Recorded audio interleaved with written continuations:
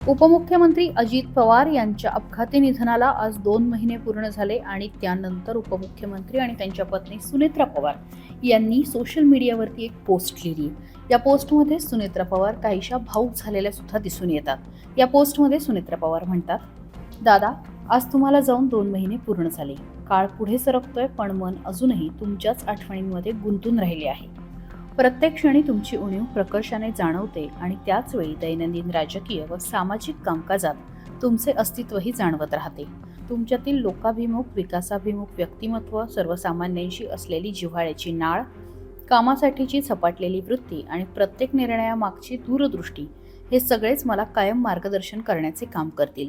तुम्ही केवळ एक नेते नव्हता, तर असंख्य लोकांच्या आयुष्यात विश्वास, बळ आणि आशा निर्माण करणारे आधारस्तंभ होता. तुमच्यामुळे अनेकांना दिशा मिळाली, संधी मिळाली आणि स्वतःच्या पायावर उभे राहण्याची ताकद मिळाली. शिवशाहू फुले आंबेडकरांच्या विचारांवर चालणाऱ्या आपल्या राष्ट्रवादी काँग्रेस परिवाराची वाटचाल तुमच्या प्रेरणेने अखंड सुरू आहे. लोककल्याणासाठी निर्णय घेताना या परिस्थितीत तुम्ही काय केले असते हा विचार मनात ठेवून मी प्रत्येक पाऊल उचलण्याचा प्रयत्न करते. तुमच्या अनुपस्थितीत निर्माण झालेली पोकळी कधीच भरून निघणार नाही ही जाणीव मनाला कायम टोचत राहते. पण तुम्ही दिलेली शिकवण, तुमचे विचार आणि तुमचा वारसा हेच आता पुढचा मार्ग उजळवणारे दीप आहेत. तुमच्यासोबत घालवलेला प्रत्येक क्षण, प्रत्येक संवाद आणि प्रत्येक आठवण मनात कायमची कोरलेली आहे. तुमच्या शब्दांमधील ताकद मला उभे राहण्याची ऊर्जा देते.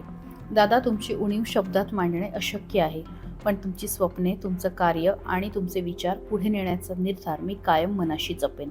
तुम्ही दाखवलेली दिशा आणि दिलेली मूल्ये हीच आमची प्रेरणा आणि मार्गदर्शक राहतील. भावपूर्ण आदरांजली. महाराष्ट्रातील सर्व बातम्यांचे विश्वासार्ह व्यासपीठ.